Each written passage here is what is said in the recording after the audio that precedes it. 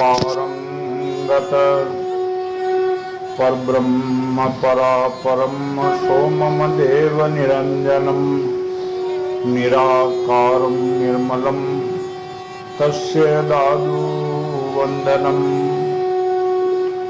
केशरं वरधरं स्वामी नूर तेज सुधामयं दादु दयालु दया करतव सर्व विघ्न विनाशनम जो प्रभु जग में ज्योति में कारण करण अभेव विघ्न हरण मंगल करण श्री नमो निरंजन देव।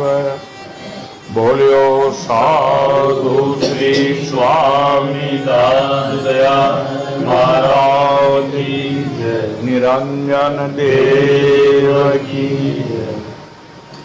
गुरुदेव की कृपा से सत्संग है। सत्संग में केवल शब्दों का ही विषय है। शब्द विचारे करनी करे, राम नाम निज हृदय धरे, काया माई सोदे सार दादू कह लिख सो पाए। महाराज का भी यही शब्द है कि जो शब्दों को जो है जिनका भी कल्याण हुआ है, जो भव दुख से बचे हैं, वो शब्दों से बचे हैं। यानी दर्शे से नहीं, दर्शे से शब्द से बचे हैं। वो शब्द आदि नादि है। शब्दों में कोई दर्शे का जो विवश है ही नहीं। केवल शब्द कानों में सुन के उनका विचार करना तो वो पहुंच जाए पूरा। फिर उनका विचार शब्द विचारे करनी करे, फिर उनके जो है अनुसार है अपनी चर्या डाले। राम नाम की चर्या सबसे बड़े राम नाम। राम नाम के मुकाबले में तो सारे शास्त्रों का निचोड़ सार है। कहते हैं संत लोग कि भगवान शंकर ने सती जी को 100 करोड़ रामायण सुनाई। रामायण 7 कोटि अपारा, जिमु सार कई निकाले 2 अक्षर रा और ये कैसे लिया जाता है? जो श्वास उठते हैं वह रा शब्द निकालते हैं, और श्वास वापिस जाते हैं वह मैं शब्द का उपयोग करते हैं।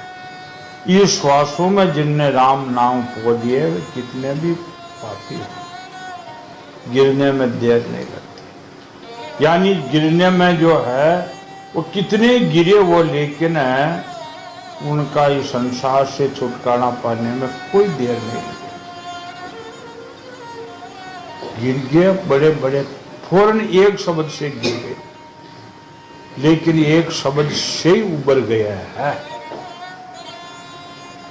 अजामिल का आपने कल ये सुना था कि अजामिल संग दोष कुछ हम कभी नहीं करना चाहिए।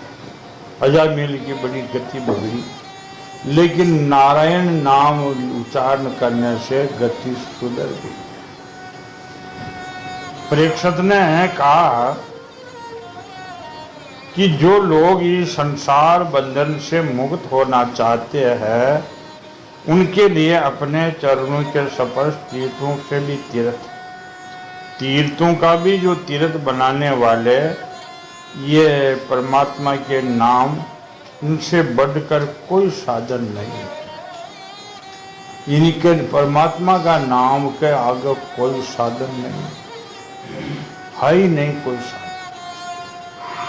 यज्ञ करिया नाम लेना सकता है, तब करिए नाम लेना, अरे तीर्थ करिए नाम लेना। नाम शिरोमणि है, क्योंकि नाम का आश्रय लेने से मनुष्य का मन फिर ये कर्म परपत्तियों में नहीं पड़ेगा।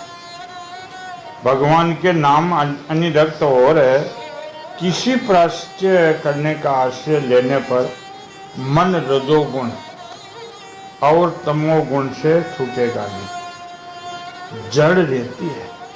जैसे कपूर की डब्बी में कपूर आप निकाल, दांत बंद कर दो, कभी खोलो, उनमें जो खोलते हैं कपूर की खुशबू है।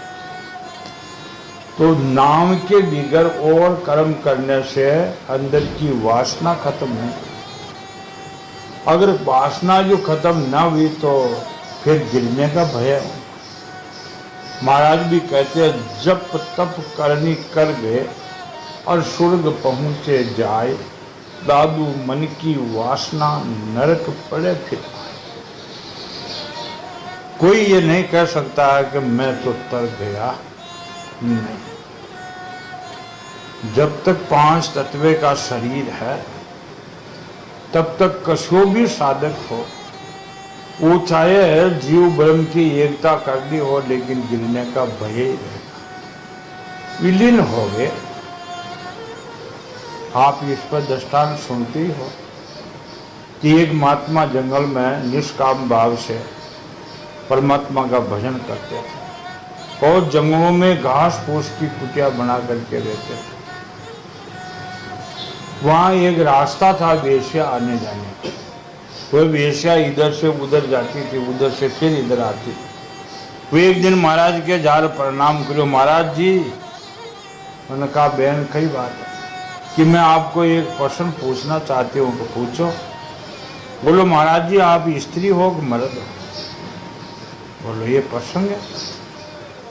महात्मा ने खट विचार करके कहा बहन कोई दल कम, वापिस चली।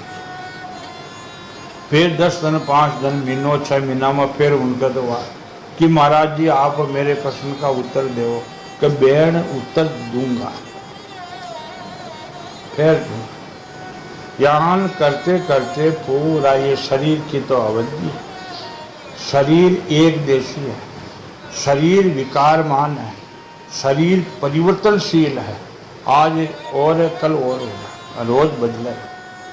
बालक का जवान, जवान का बूढ़ा रोज बदलता है। या न समझेगा शरीर है जिसे कजर में लगे।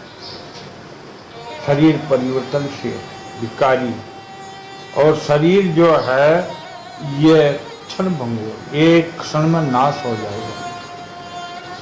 महाराज के शरीर की अवधिया जान गए, शरीर छूटने वाला है। लेकिन संत वचन पलटे नहीं, पलट जात ब्रह्मांड। ऐसे संतों की जो है कथाएं है, ऐसे संतों का जो है ये विचारधारा है कि संत एक शब्द भी व्यर्था नहीं बोलते। फालतू बातें करना, गल्ला हाँकना, इधर उधर की सुनना, बने बिचारे बोल जाना, नहीं नहीं। संतों का वचन तो एक है, यानी हीरा और जवाहरात की कीमत तो बहुत कम है। थोड़ा समझ के बोलते हैं। संत वचन पलटे नहीं, पलट जात ब्रह्मांड। ब्रह्मांड से भी ज्यादा कीमत है संत वचन। आज ऐसा संत है कोई समारोह फालतू बातें के लिए खूब कह रही, जिनका कोई नतीजा ही नहीं, कोई सार ही नहीं। विचार कर देखो ये बातों को, कई सार तो कुछ भी नहीं हो। क्यों बोलते हैं? दादू बहुत न बोलिए सेजा रे समाय, और बहुत बोलिया भाई कौन बोले। ज्यादा बोलने से क्या होता है, झूठ जरूर बोलने आएगा। न बोलबो चाहो तो ही बोलना, तो नहीं बोलना चाहिए। ज्यादा बोलने से भाई बहुत हो जाए। कई बोलने उनका कोई विचार नहीं रहेगा, जुबान कंट्रोल में नहीं रहती। जैसे घोड़े की लगाम अपने जो है हाथ से छूट जाती है। हाली बेनों का रास छूट गई तो मनावली जाएगा, खाली में पटकेगा। तो जुबान पहली साधना जुबान की है, बिना विचारे नाम बोले। महाराज ने कहा एक शिष्य को, जाओ मेरी अवधि आ गई शरीर की। मैंने उस वेश्या को कहा बहन इस शब्द का उत्तर दूंगा कि मैं मर्द हूं कि स्त्री। जो वह आज आई नहीं, मेरा शरीर छूटने वाला है। संत वचन ले जाए बहुत बुरा होगा, आज जल्दी बुला लो। शिष्य गए, जाके बोले मेरे महाराज बुला रहे हैं। भाग के आई वेश्या, वो भूल की बात न तो वो कि बात कही है महाराज कैसे बोले। सामने आते ही बहन वो तेरा शब्द ले जा। हाँ महाराज, हाँ मैं समझ गई, मेरा शब्द है कि आप मर्द होगी स्त्री होगी, मैं मर्द हूँ मर्द। कि महाराज ये शब्द तो मैं जानो कोई और ही पहले कह देता। ना ना ना, अब इनका अर्थ क्या हुआ कि बुद्धिमान सदगुरु का शिष्य मन का कभी भरोसा करती नहीं, मन को ढीलो भी न देवा, इनको भरोसा भी न करे, नीच को नीच है तो मन। सुंदरदासी ऐसे महापुरुष 2 जन्म के योगी होते हुए भी कहा दूम को बलाय को स्वान को शुक्र कई को धर्म मन चंचल मन का किया संत जनों के जो है संत जन कभी करते नहीं। तो ये मन जो है जब परमात्मा का नाम जो नहीं लिया तो जप तप योग यज्ञ करने से मन की वासना खत्म नहीं हुई तथा पापों का पूरा पूरा नाश नहीं होता। परीक्षित यह इतिहास अत्यंत ये गोपनीय है, बिल्कुल गुप्त है, इनको कोई कोई खोल सके। नानक देव ने कहा संत की महिमा वेद न जाने, संत की महिमा वेद न जाने, वेद की महिमा संत बताने, कोई कोई खोल सकते, कोई कोई पूरा पूरा इनको खोल सकते हैं, बड़े गोपनीय है।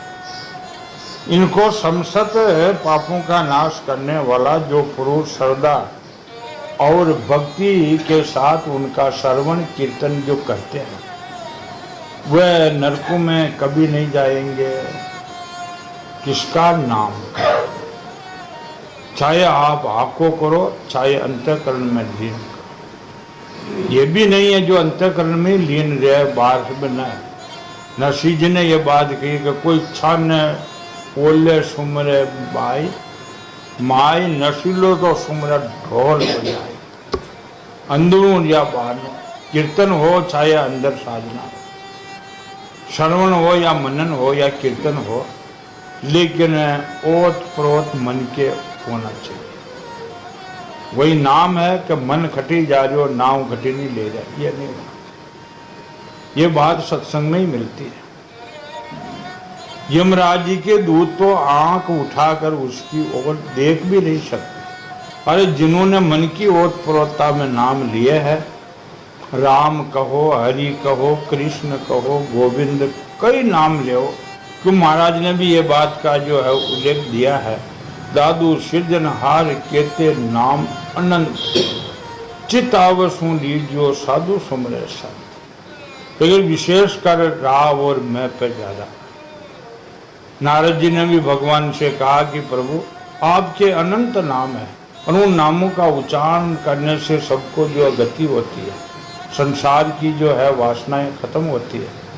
लेकिन मैं आपसे ये ढीढ़ता करता हूँ, एक बालक आड़ो करे शान कि राव और मैं ये नाम 2 अक्षरों का नाम चंद्रमा होना चाहिए, बाकी नाम तारा।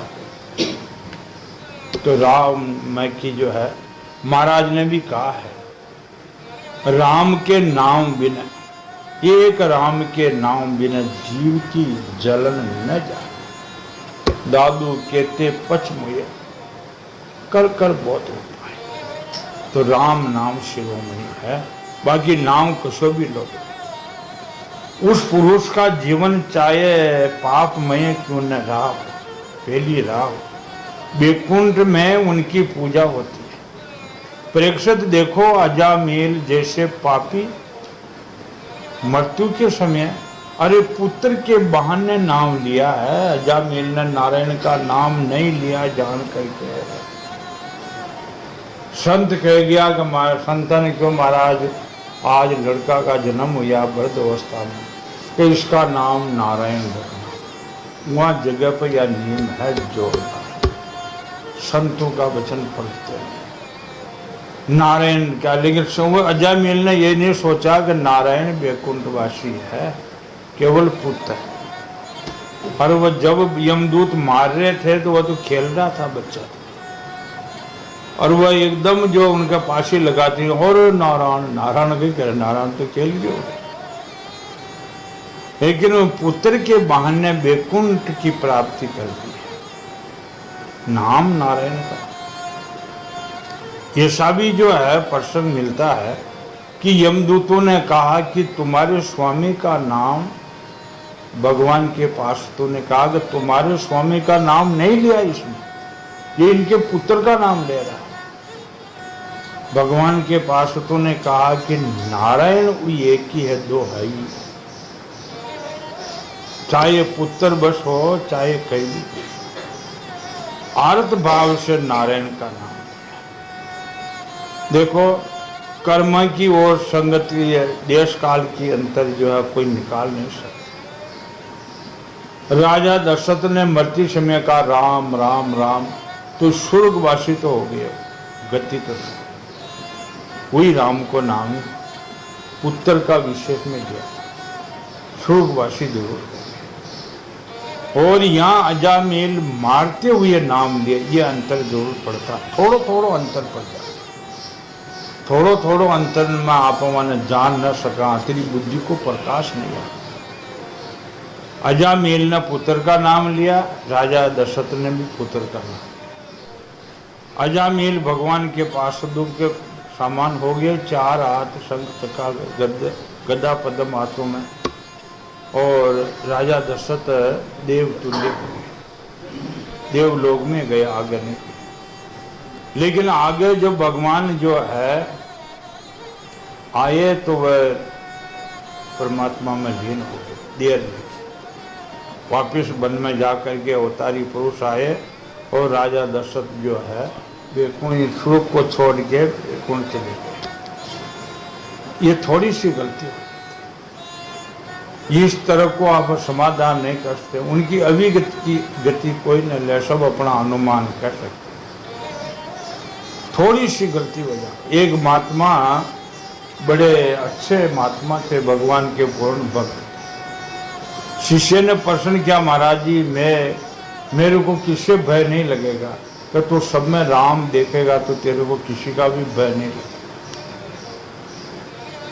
सब में राम देखा, कोई भय नहीं लेगा। शिष्य भिक्षा लेने के लिए गांव में जाते थे।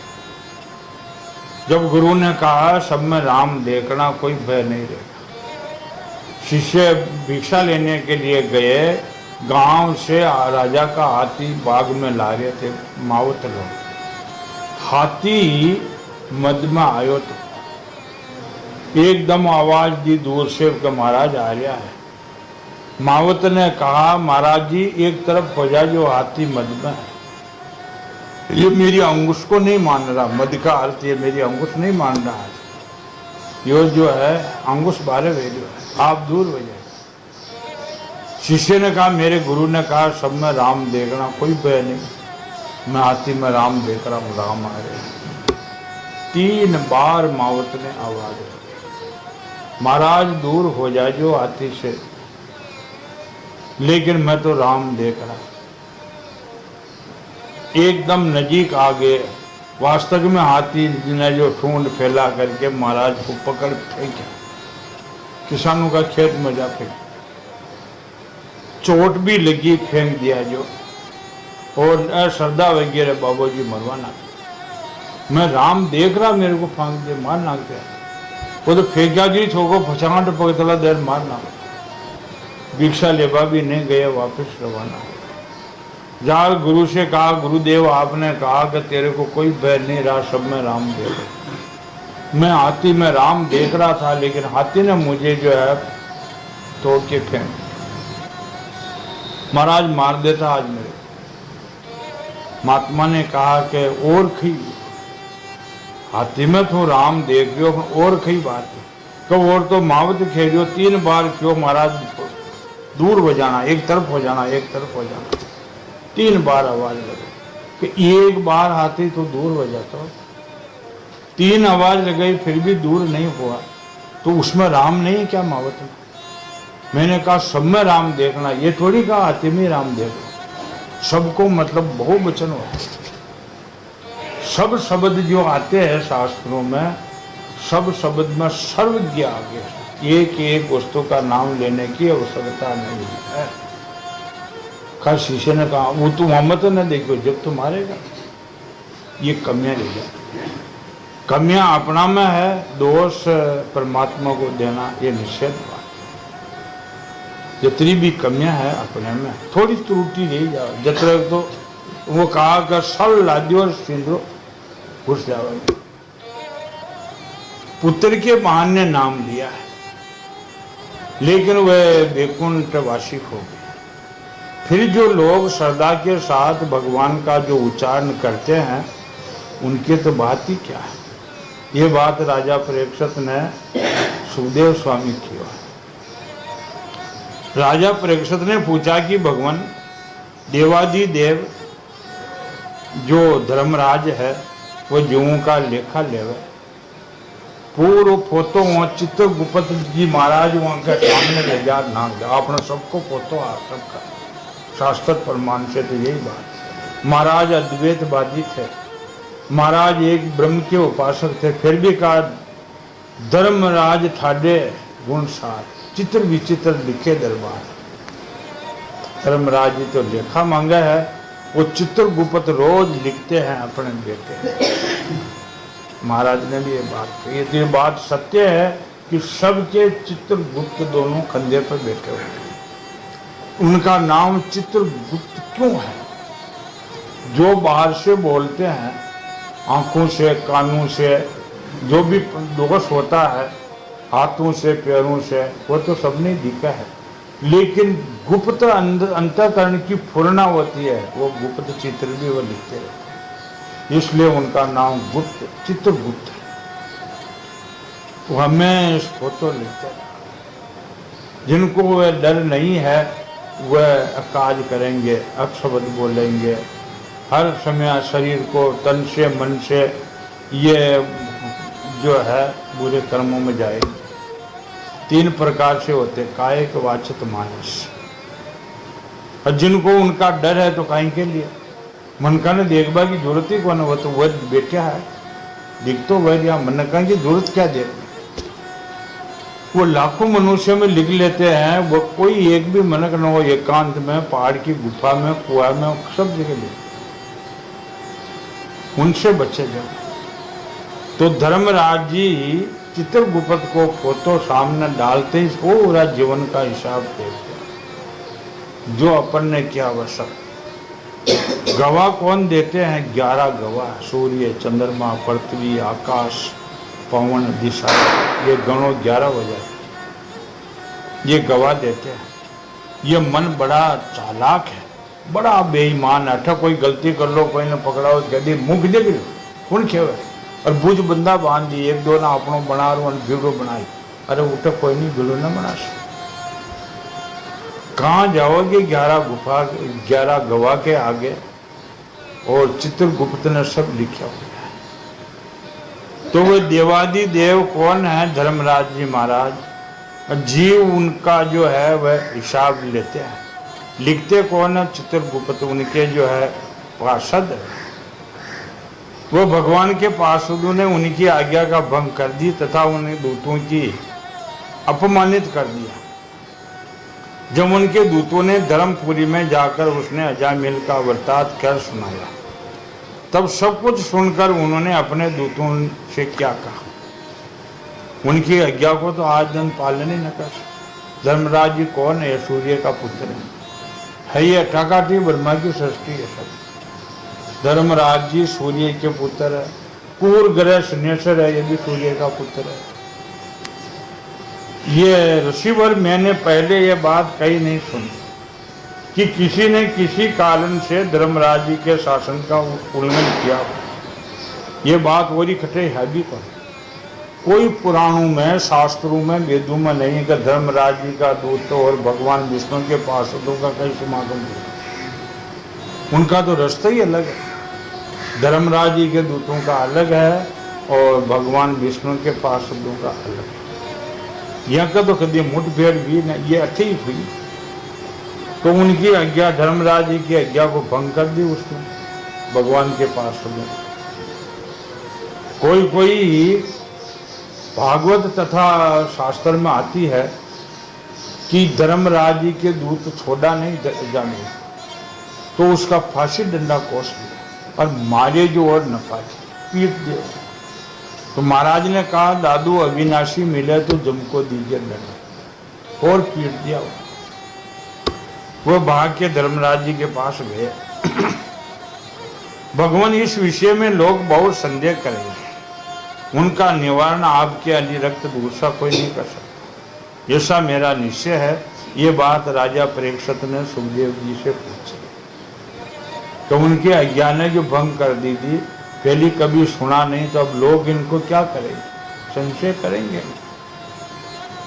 सुखदेव जी महाराज ने कहा, परीक्षित जब भगवान के पार्षदों ने यमदूतों का प्रयत्न निष्फल कर दिया, तब उन लोगों ने स्वयंपुरी के स्वामी शासक यमराज के पास जा करके निवेदन किया, फांसी डंडा उन्होंने सौंप दिया।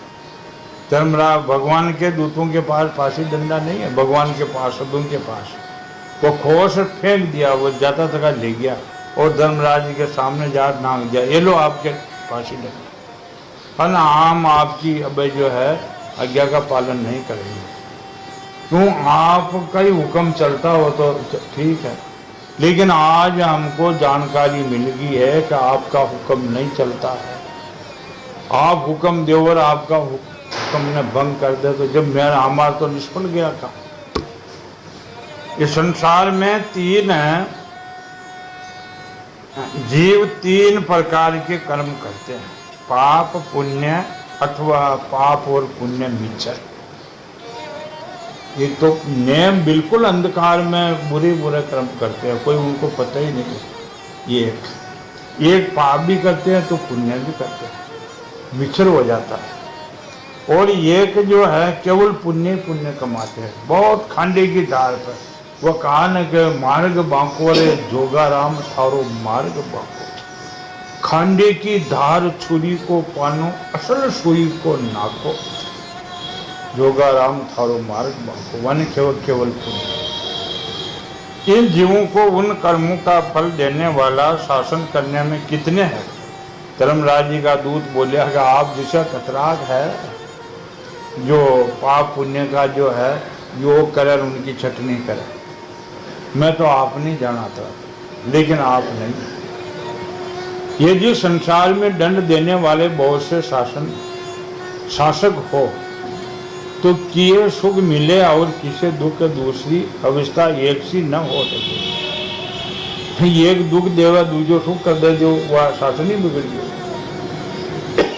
वो शासन कहाँ रहा, एक नरक में डाले, दूसरो खाट दे, दूसरो खाट दे, तीसरो फिर नाक दे, तो ये शासन क्या है?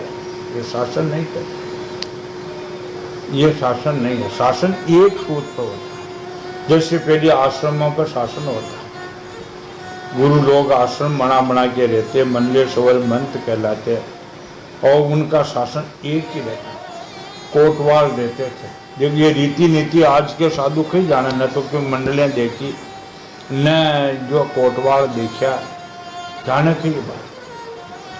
मंडली जैसे आचार्यों लगा करके महंत संत मंडले सवर मंडली घुमाते, 10 20 50 100 साधु साथ में रहते। हर पुराणों में कथा आती है, विश्वा यानी दुर्वासा के साथ 10,000 शिष्य रहते, कोटवाल रहते थे।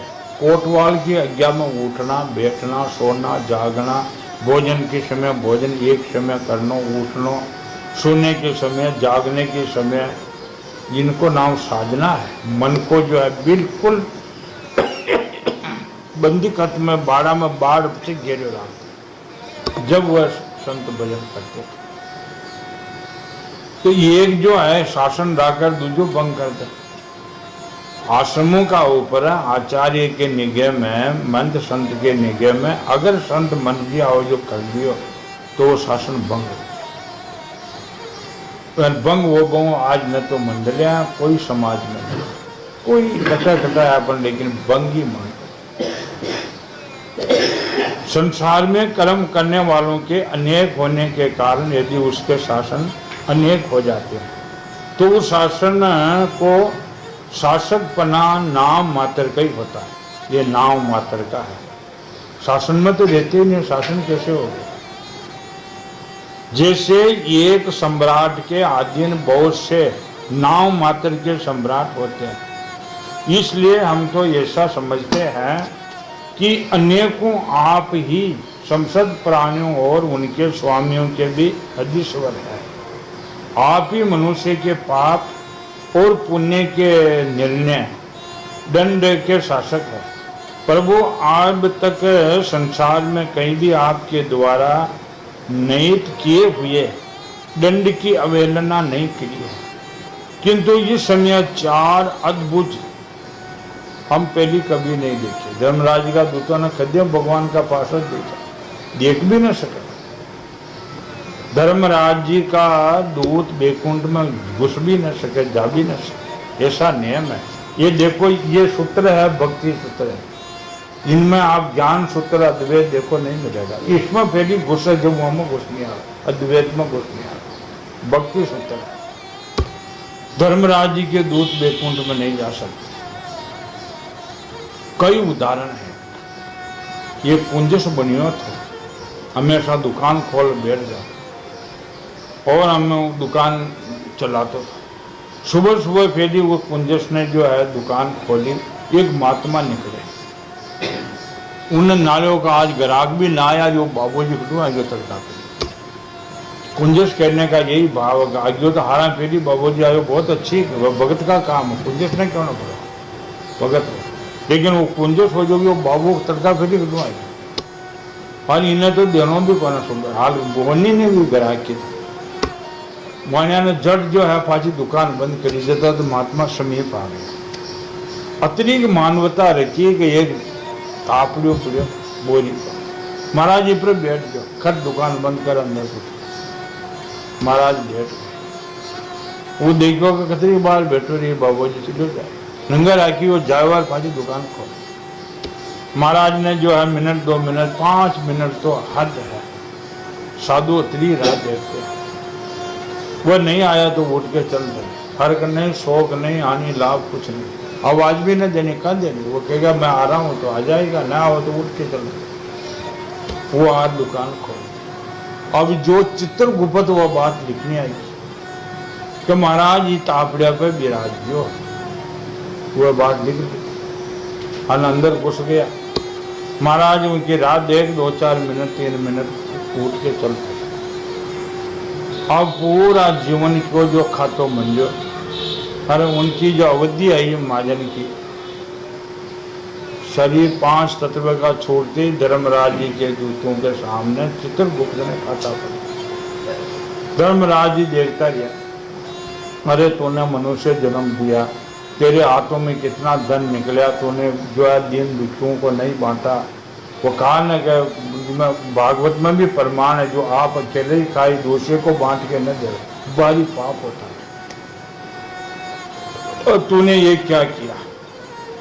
ज्ञान करते करते वह आए कि एक महात्मा ने जो आसन दियो, महाराज ये पर विराजियो, जो तेरा प्रेम तो नहीं था लेकिन सामने आ गए तो क्या करें। जड़ बोलियो मोहम्मद शक्ति ही शब्द में, महाराज विराजियो में शब्द में शक्ति। एकदम जो है महाजन बोलियो, महाराज मैंने वो मौका महाराज का दर्शन करा दो। धर्मराज जी को वो महाराज का तक कटे वो मैंने आगे मारो खा तो देखो नहीं। आपने कहा ना कि उसने जो है आसन दिया, वो तेरा पुण्य है तो बंद करो और मुझे तो उस महात्मा का दर्शन कराओ। धर्मराज जी बोले, अरे वो महात्मा तो बैकुंठ में है, खड़ी वो मैंने जाऊँ बैकुंठ, सुबह के नरक कहीं न जाऊँ, मन तो दर्शन कराओ। धर्मराज जी ने बात माननी पड़ी। 2 दूता ने कहा कि जाओ इनको ले जाओ। वह महात्मा बैकुंठ विष्णु लोक में है, बैकुंठ का अर्थ विष्णु लोक, विष्णु लोक में महात्मा है, दर्शन करा के जल्दी लाना। लेकिन वह धर्मराज जी का दूत बैकुंठ के दरवाजों में नहीं घुस सकते, दूर से ही जो है दरवाजा के सामने खड़ा रहे तो वो महात्मा बैठा है, नुराई महात्मा बैठा देखो तो आगे, और हरी कूदे तो बैकुंठ है, हरी चर्चा में सब मगन हो रहे थे, मंडली लाग रही थी महात्मा की। वो महात्मा उली फाड़े बैठे, जो वहां आसन दिए, नाले जो सेठ आ रही, अरे सेठ आवा बैठ बैठ, उडे ऊपरला मनो आसन दियो, मत लोग में बैकुंठ में आसन दे दियो महात्मा, आ बैठ बैठ सेठ बैठ, आ बैठाने में बढ़े। धर्मराज जी का दूत आवाज दी सामने सामने, हाँ तू इशारों के द्वारा जल्दी आ जा। उठवा लगे तो महात्मा बोले जा कटे, अब कटे जा है कब बुला रहा आगे वो जो है मारी तेरे को बना तो मजा। अरे वतन इशारो करता न माने उन मारा डाले ये जी पाड़ बैठा था और महाराज नाल रवाने क्यों कि था धर्मराज ने कह दी जो उड़ गया तो क्या पाजा कौन कौन आया, वापस मुड़ के चले गए। जा करके धर्मराज जी से बोले कि वह महात्मा तो मैंने बिठान दियो, मैं ना इशारो की दो मैं तो घुस न सका अंदर। और वो आबा नहीं जो तो महात्मा ने रोक दिया है, उनके हाथ में बिठा दिया, कहा कि तुम्हारे धर्मराज जी को कहना कि वहाँ गए हुए कौन कौन वापस आए। धर्मराज जी ने उठा करके उनका खाते समय कोई कहा कि आशमी मजदूर और खई आबा मुको ने रिंगटी पैर फांग देता था, फिर मुंडा गाई हो गई। ये से फंदा भी करता था। उनकी लीला बड़ी अपरंपार है, कह नहीं सकते। तो इस मार्ग में लागा रहे खुशो तो जो है मुंडा गाई जाए, तब ये गति हो सकती है। धर्मराज जी के दूतों ने कहा है कि 4 अद्भुत कभी नहीं देखे भगवान के पास हो, तो वो उसने देखा भी नहीं। वह आपकी आज्ञा का उल्लंघन कर दिया है, फौरन आपकी आज्ञा को खत्म कर दिया। प्रभु आपकी आज्ञा से हम लोग एक पापी को याचना गृह की ओर ला रहे थे, परंतु उन्होंने बलपूर्वक आपके फंदे काट दिए। बलपूर्वक माने मारे को नहीं जी सकते, आपका फांसी डंडा ले लिया है, कोस लिए बलपूर्वक हमको छुड़ा दिया, हमने भगा दिया वहां से। हम आपके उनका रहस्य जानना चाहते कि वो कौन थे। यदि आप हमें सुनने का अधिकारी समझो तो कहो। प्रभु बड़े ही आश्चर्य की बात हुई कि इधर तो अजामिल मुख से नारायण शब्द निकला और उधर से डरो मती ये कहते हुए आए। हम तो मार रहे थे, अजामिल वहाँ का लड़का नहीं लो पार जो नारायण नारायण नारायण, वह आया एकदम तो करे डरो मत। अब डरने की कोई बात नहीं, हमने नहीं छोड़ा तो हमको पीट दिए, जबरदस्ती छुड़ा दिया। डरो मती ही कहते हुए झटपट वहां आ पहुंचे। सुखदेव जी महाराज ने कहा, जब दूतों ने इस प्रकार प्रश्न किया तो देव शिरोमणि प्रजा के शासन करने वाले धर्मराज ने प्रसन्न होकर श्री हरि के चरणों में अपना स्मरण करते हुए उनको कहा, भगवान याद आए धर्मराज। अरे नारायण कहा उसने, यह बहुत ही बड़ी बात हुई। और भगवान को नाम ले करके धर्मराज जी बोले, दूतों मेरे अतिरिक्त एक और भी चराचर जगत के स्वामी है। आप समझ रहे कि मैं हूँ? नहीं, मेरे अलावा और परमात्मा है, वो सबका शासन है। मैं केवल मनुष्य के जीवों का इस ऊपर शासन करता हूँ। और फिर भी मरे हुए का जिंदा मनुष्य धर्मराज जी की पूरी मना जाए। जिंदा मनुष्य तो जो है जाओ तो धर्मराज जी की पूरी ने एक दिन में उखाड़ दिया। एक हाथी उठे हुआ निकले, धर्मराज जी क्यों कार्य का कदे घूम तो फर है। मनुष्य जन्म होता तो चपेट में ले लेता, कि घना ही मनुष्य आवा आपके लेता नहीं। कहाँ बहुत से आवे मनुष्य चपेट में थोड़ी आते हैं। हाथी ने कहा मनुष्य आपकी चपेट में नहीं आते, कि बहुत मनुष्य आते हैं, मैं सबको नरक भुगताता। हाथी क्यों कि मरिया तक आ जीव तो मनुष्य जो आज्ञा ने तो था कि धर्मराज की पूरी सुबह शाम तक उजड़ हो जाए। धर्मराज जी क्यों कि जीव तो ले आओ, कैसे उजड़ हो सकती है। हम मनुष्य का जीवों का शासन करने वाले हैं। हाथी क्यों कि लाओ देगा जीव तो मार मार लाओ, जो बेचारा गाय लो था बस में है वो तो, लेकिन जीव तो मनुष्य लाओ जब जान। हाथी का कहने से धर्मराज ने कहा कि जाओ एक पंडित है इस काम से, और उनको शरीर समेत तोक लाना, मालूम नहीं पड़ने का। गए धर्मराज जी के दूर। पंडित ज्ञानी था, भगवान के भक्त थे, और सब प्रकार से उन्हें शास्त्रोक्त था। सोरे थे पलंग। धर्मराज जी का दूत गया जो पलंग समेत उठाए, शरीर पलंग समेत उठा और आसमान पे जाए।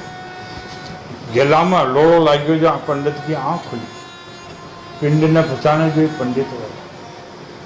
एकदम देखा कि कौन है नाले जो धर्मराज जी का दूत ले जाए। जो मार मार के तो ले जाओ पर हाँ दे चौको लाया पलंग समेत ही ठीक है। जब वो तो ही सनाने जो है उनको कोट पड़े तो पेंसिल पेन खाटते ही डायरी मैंने लिख दिया श्री श्री 1008 श्री धर्मराज जी महाराज को ये पर्ची जो है बैकुंठ लोग विष्णु भगवान से लिखते हैं। भगवान विष्णु की आज्ञा है कि जो कोई आपके पास यहाँ आवे जीव उनको सीधा मेरे पास भेजा। आज से ये कानून लागू है। वो नीचे लिख दिया दक्षत कर दिया भगवान विष्णु। जार वन उतारते ही फैली धर्मराज जी के सामने पंडित ने पलंग समेत शरीर समेत। और धर्मराज जी ने कहा जाओ मार मार के लो फलाना उनका खातो चाल तो जाओ। कहते धर्मराज जी का दूध बन चाल दो का रात दिन कभी उनको फुर्सत नहीं ले जाते रहते हैं। वो दूसरा ने लेबक ना दिया। पंडित जी उठते ही फिर वो कागज धर्मराज ने दिया। धर्मराज जी एकदम और की सबटी न बैठे और धर्मराज जी महाराज को लिखी विष्णु लोक से भगवान विष्णु ने ये कहा कि जो भी आदमी आपके पास मैं ये भेज रहा हूँ इनको सीधा बैकुंठ भेज। और भी कोई जीव आवा मेरी आज्ञा से आज ये कानून है कि उनको बैकुंठ भेज। जब धर्मराज जी भगवान विष्णु को नाम देते हैं कागज देकर नमस्कार करके और पधारो बैकुंठ। पंडित जी सीधा बैकुंठ। अब दूसरा धर्मराज जी ले आया मर्यादा का कि ये कि वो उसकी कागज ने दिया क्योंकि जो भी किसी को मार के लाओ उनको दे दो। और धीरे धीरे जो है कि जितना भी कैदी है ये नरक में पड़ा था सबको देखो। भगवान विष्णु देखियो कि घना आया ना मर्त लोग का मीनू इतनो खून पुण्यवान जो नरक नहीं खाली कर दियो सब देखो में आ गए। भगवान विष्णु ने देखा जाके देखो क्यों तो फिर धर्मराज जी ने कई बात है यार। भगवान विष्णु जी आए आ करके जो है धर्मराज जी उठ प्रणाम करियो। विष्णु भगवान ने कहा कि अशोक खून आयो जो सब आप बैकुंठ भर दीजिए खाली कर दो नरक में कि ऐसा आप भेजो ये बेटा पंडित। पंडित जी उठ प्रणाम की तो विष्णु भगवान कागज बतायो क्या कई बात है जो आप लिखो था। भगवान विष्णु पंडित जी नाल क्यों कि मैं लिखियो कि तू खड्डे करना तू ही तो है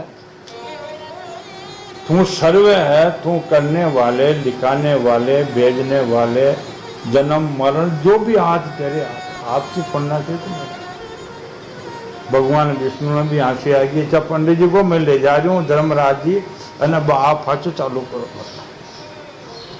आती जा रही क्यों देखो धर्मराज जी आयो ना जीव तो सुबह शाम तक नरक खाली कर दिया। तो जीवता मनुष्य न जाओ जीवता मनुष्य धर्मपुरी में जाओ तो धर्मराज शासन को बचाओ मार मार ले जाओ बेचारा। तो अब जो जीते हैं वो को धर्मराज के दूत पकड़ नहीं सकते। तो यमराज ने दूतों को अतिरिक्त एक और है चराचर जगत के स्वामी और है मेरे मैं नहीं और है उनमें ये संपूर्ण जगत है सूत में बस्तर के सामान ओत प्रोत है।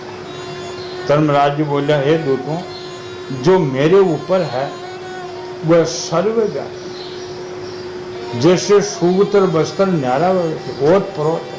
सूत कह दो चाहे बस्तर कह दो एक ही बात। तो जैसे सूत बस्तर एक ओत प्रोत है उन्होंने संज्ञा ब्रह्मा विष्णु महेश और जगत की उत्पत्ति स्थिति पालन सब उनके हाथ। ये बात धर्मराज जी ने की उत्पन्न करते हैं श्रृंगार करते हैं पालन करते हैं। वह ब्रह्मा विष्णु और महेश नाम से प्रकट होकर तीनों ही संसार की जो है उत्पत्ति पालन श्रृंगार वो मेरे ऊपर है। उन्होंने ये सारे जगत को नते हुए बेल के समान गर्दनी बलदान नाथ नाथ ऊंचो गाँव को गाता पुराना जमाना कि फांदन बनाता है और ये गेंदो लेर फांदन फेरता बचका बच महीने फेरता वो शान वका हाथ में नाथ। महाराज कहते डोरी हरी के हाथ है गलमाई मेरे बादीगर का बांदरा भावेता कबीर कुत्ता राम का मोती मेरा नाम गवे बदाई जेवड़ी भावेता फेरा। संतों ने भी कहा है तो वो सबकी राजनी वका हाथ में। तो शान मनुष्य है बेल को नाथ करके रस्सी बांध हाथ में ले लेते हैं, फिर गावटा के आड़ फाड़ निकलवा न दफा न नाग दवा। ये जीव उनके अधीन है। ये धर्मराज जी ने अपने दूतों को कहा। वैसे किसान के हिसाब से वो रखते हैं, जो राके तू रहेंगे मेरा क्या सहारा, हुक्मी सेवक राम का बंदा है बेचारा। हम उनके अधीन हैं। लोगों को ये पता नहीं कि हम उनके अधीन है नहीं है। हम मनाओ जो करना, मनाओ जो बोलना, मनाओ जो बैठना, ये काम नहीं चलेगा। उनके अधीन है, उनकी आज्ञा में रहने वाले हैं। नहीं रहे तो वह धर्मराज जी के दूतों द्वारा मारे जाएंगे। यहाँ तक धर्मराज जी अपने दूतों को कह रहे हैं कि मेरे ऊपर वो है। सच्चिदानंद भगवान की जय।